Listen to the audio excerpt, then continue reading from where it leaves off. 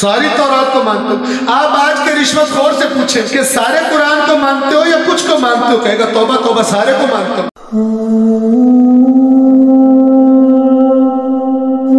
قرآن کہتا ہے بعض کتاب کی باتوں پر ایمان لاتے ہو، بعض کا کفر کرتے ہو۔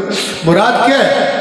جس پر ایمان لاتے ہو یعنی عمل کرتے ہو، اور جس پر عمل نہیں کرتے اللہ تعالیٰ فرماتا ہے کفر کرتے ہو۔ لیکن اگر آپ کسی بھی یہودی سے سوال کریں کہ تم کچھ تورات کو مانتے ہو یا ساری تورات کو، وہ آپ کو کیا کہے گا؟ ساری تورات کو مانتے ہو۔ آپ آج کے رشوت خور سے پوچھیں کہ سارے قرآن کو مانتے ہو یا کچھ کو مانتے ہو، کہے گا توبہ توبہ سارے کو مانتا ہوں، لیکن رشوت کے ساتھ ڈٹ کے لیتا ہے۔ جبکہ قرآن میں کہا ہوا مت کھلاؤ، نہ خود باطل طریقے سے ایک دوسرے کا مال کھاؤ اور نہ ہی اپنے افسروں کو کھلاؤ تاکہ خود بھی کھا سکو۔ کتنا ایکوریٹ پکچر اللہ نے بتائی۔ اب یہ کام کرنے والوں مافیا سے پوچھیں جو محکموں میں گھس کے بیٹھے ہوئے، پوچھیں ان میں سارے مکاتب فکر کا اتحاد ہے محکموں میں، چونکہ اتحاد کے بغیر یہ کام ہو نہیں سکتا۔ سب ملیں گے، اتحاد ہوگا، تب رشوت خوری کا عظیم اور پاکیزہ مقصد حاصل ہوگا۔ توجہ فرما رہے ہیں؟ تو اس کے لیے سب اکٹھے، صرف دین ہی ایک بیکار چیز ہے جس کے آداب کے لیے اکٹھے نہیں ہو سکتے۔ دین ایسی چیز ہے، ورنہ رشوت تو اتنی امپورٹنٹ چیز ہے، گزارا نہیں اس کے بغیر، اس کے لیے اکٹھے ہو جائے۔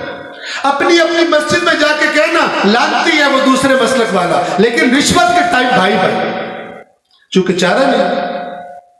توجہ فرما رہے ہیں؟ تو یہ جب انسان کہے میں اللہ کی کتاب پر ایمان رکھتا ہوں لیکن اس کے واضح حکم کے خلاف چل رہا ہو، سمجھ لیں وہ وہی یہودی ٹائپ کا بندہ ہے جس کی تعریف اللہ نے قرآن مجید میں بیان کی ہے، تاکہ قرآن پڑھنے والوں کو پتہ چل جائے کہ مسلمان وہ نہیں ہوتا جو اپنے مفاد کی جگہ ہے تو نہ مانے، اور جہاں مفاد نہ ٹکرا رہا ہو وہاں کہے جی بسم اللہ ہم بھی تو مسلمان ہیں۔ یہ فراڈ اللہ نے ان یہودیوں کے بڑی تفصیل کے ساتھ قرآن کریم میں بیان فرمایا۔